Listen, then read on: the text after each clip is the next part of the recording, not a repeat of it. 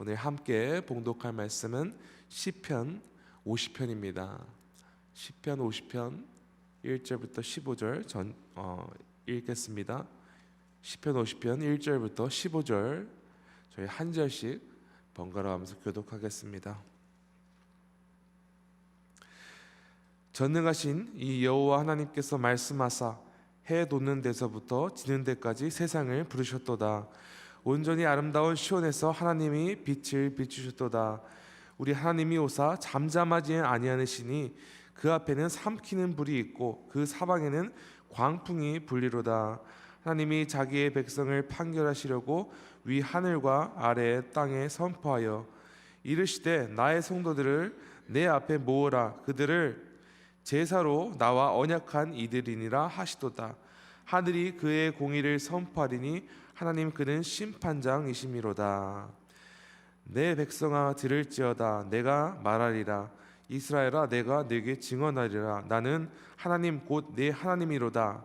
나는 내 죄물 때문에 너를 책망하지는 아니하리니 내 번제가 항상 내 앞에 있음이로다.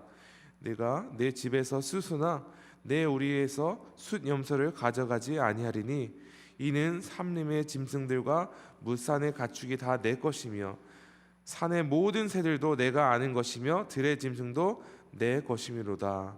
내가 가령 줄여도 내게 이르기 아니할 것은 세계와 거기에 충만한 것이 내 것이미로다.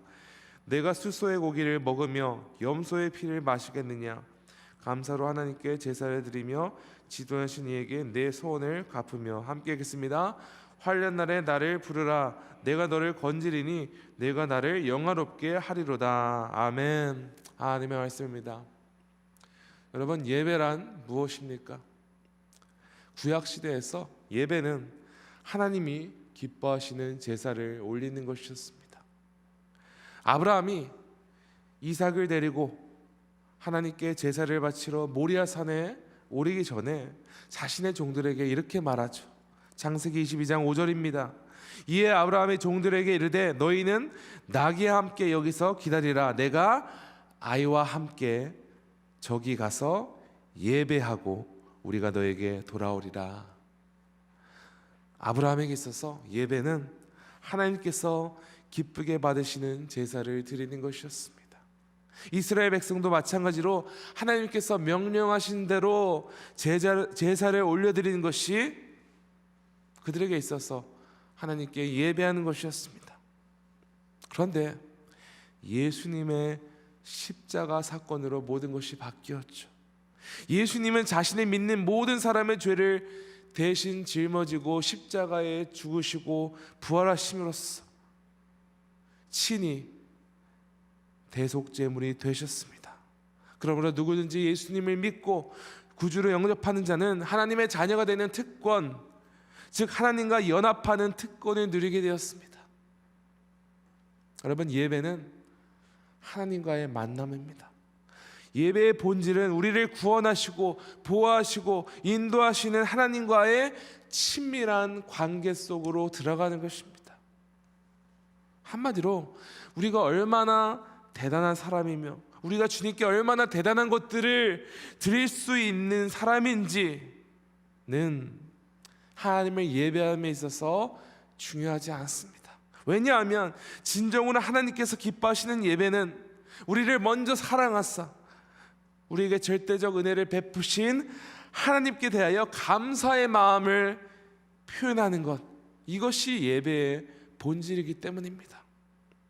오늘 본문은 아삽이 기록한 노래로서 하나님께서 진정으로 기뻐하시는 제사, 기뻐하시는 예배가 무엇인지에 대해 기록한 본문입니다.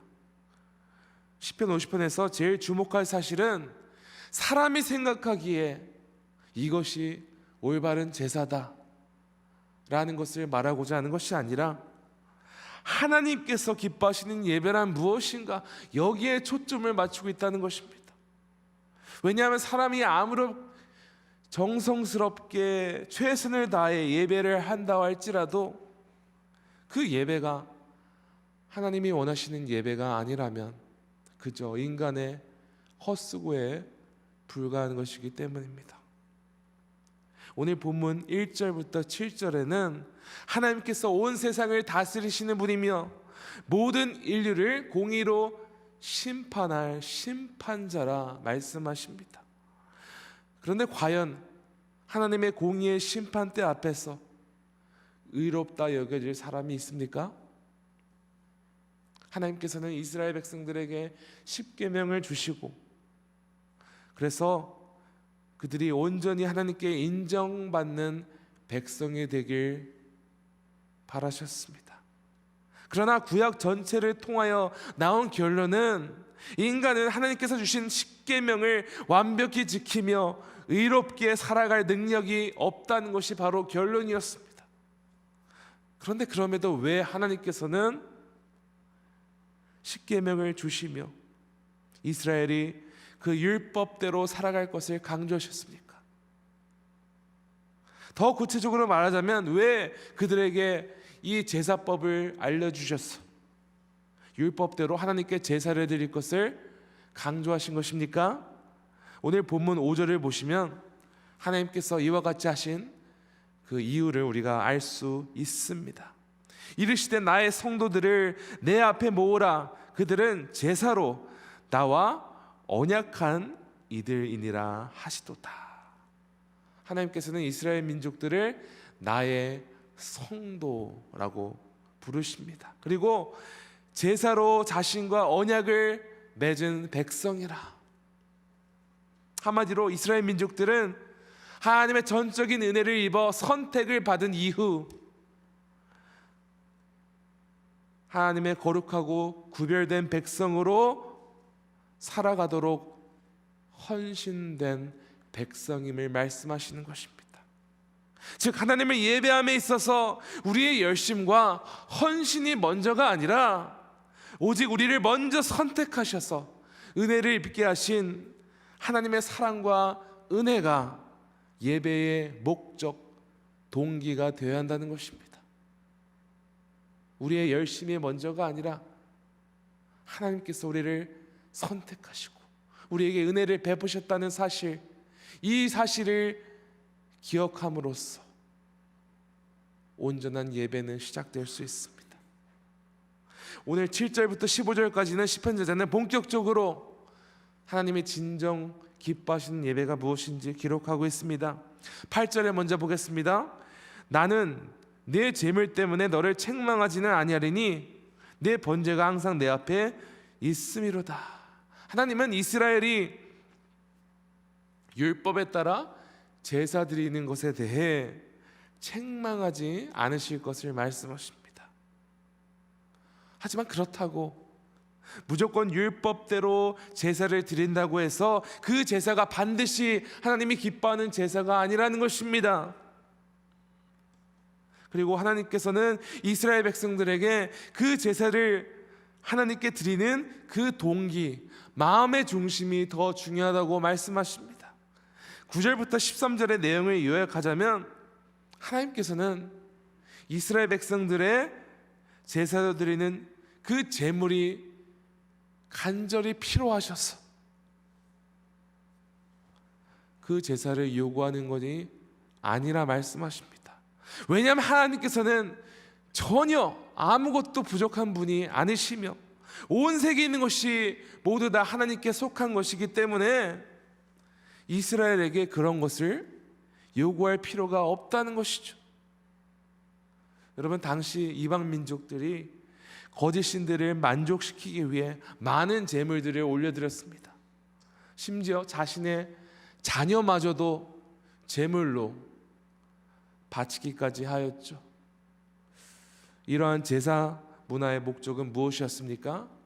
거짓 신에게 좋은 제물을 바침으로써 거짓 신을 만족시켜서 그들을 향한 신의 분노가 사라지도록, 또한 복이 그들에게 임하도록 제사를 통해 신의 마음을 돌이키는 것이 이 이방 민족들의 목적이었습니다.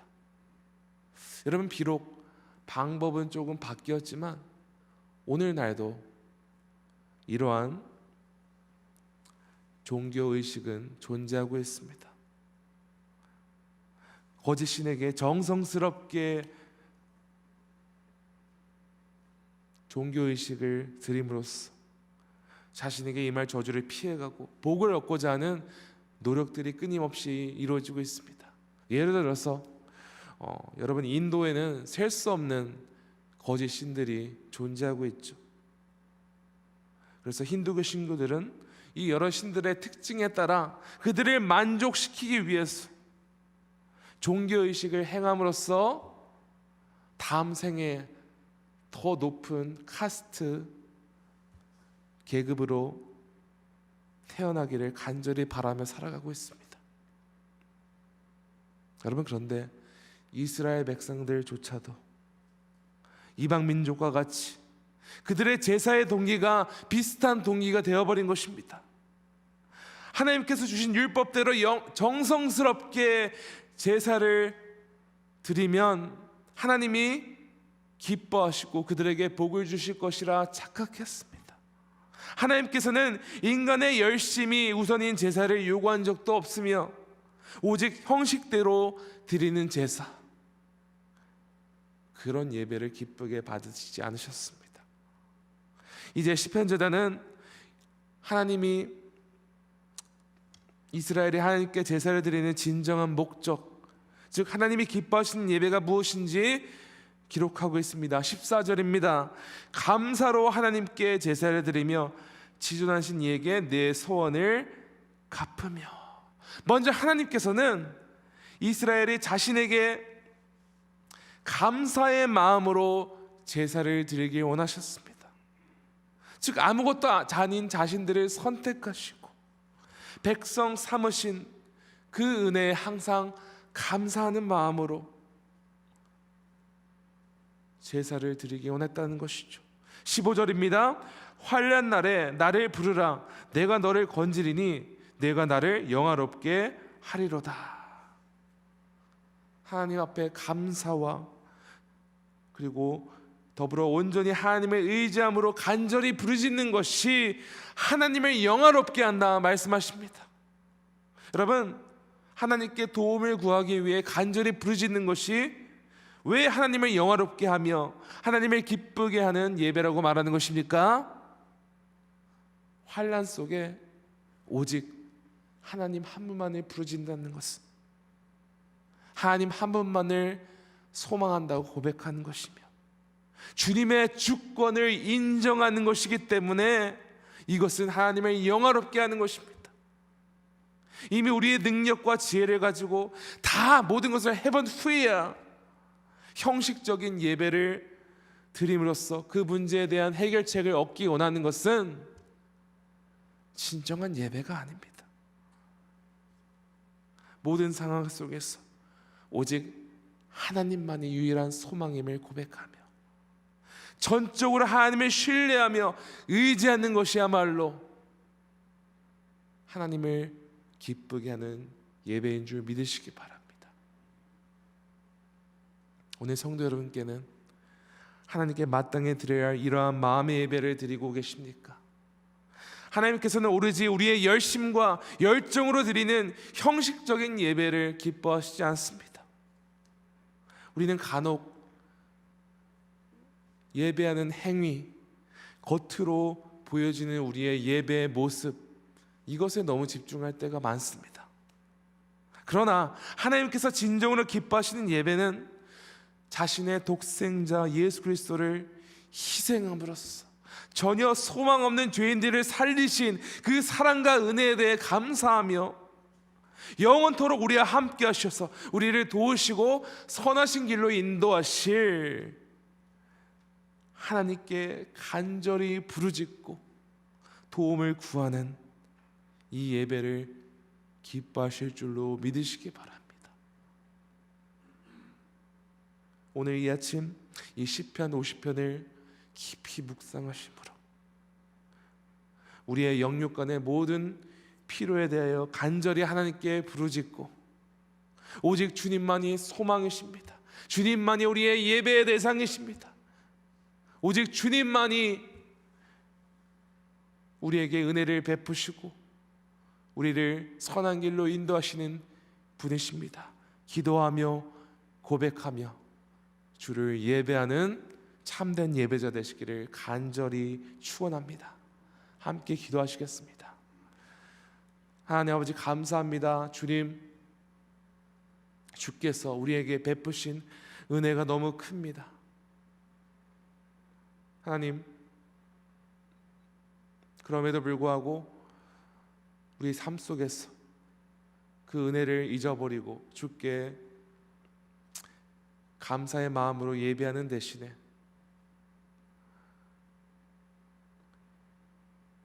그저 형식적인 예배의 모습으로 주께 나아갔던 저희의 죄를 용서해 주시옵소서. 우리 안에 그런 종교적인 모습이 숨겨져 있다면 주님, 우리 자신을 되돌아보고 하나님께서 우리의 마음의 중심을 깨닫게 하셔서 진정으로 회개하게 하시고 오직 하나님이 기뻐하시는 예배, 주께서 우리에게 베푸신 그 은혜에 감사하며 또한 우리의 유일한 도움이신 주님께 매 순간 부르짖는 주의 백성 되게 하여 주시옵소서.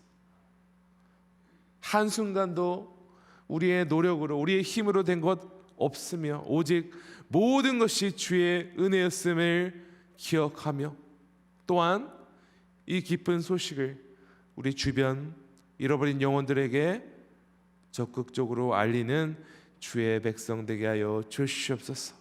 오늘도 우리 삶 가운데 모든 필요한 것들을 주께 도움을 구하며 간절히 부르짖으며 나가는 주의 백성 되게 하여 주시옵소서. 주님, 모든 것을 감사하며 주께 영광을 돌리며 이 모든 말씀 우리 구주 예수 그리스도 이름으로 기도합니다. 아멘. 하늘에 계신 우리 아버지여, 이름이 거룩히 여김을 받으시오며 나라가 임하시오며 뜻이 하늘에서 이루어진 것 같이 땅에서도 이루어지이다. 오늘 우리에게 이러한 양식을 주셨고 우리가 우리에게 죄 지은 자를 사하여 준 것 같이 우리 죄를 사하여 주셨고 우리를 시험에 들게 하지 마시옵고 다만 악에서 구하시옵소서. 나라와 권세와 영광이 아버지께 영원히 쌓옵나이다. 아멘.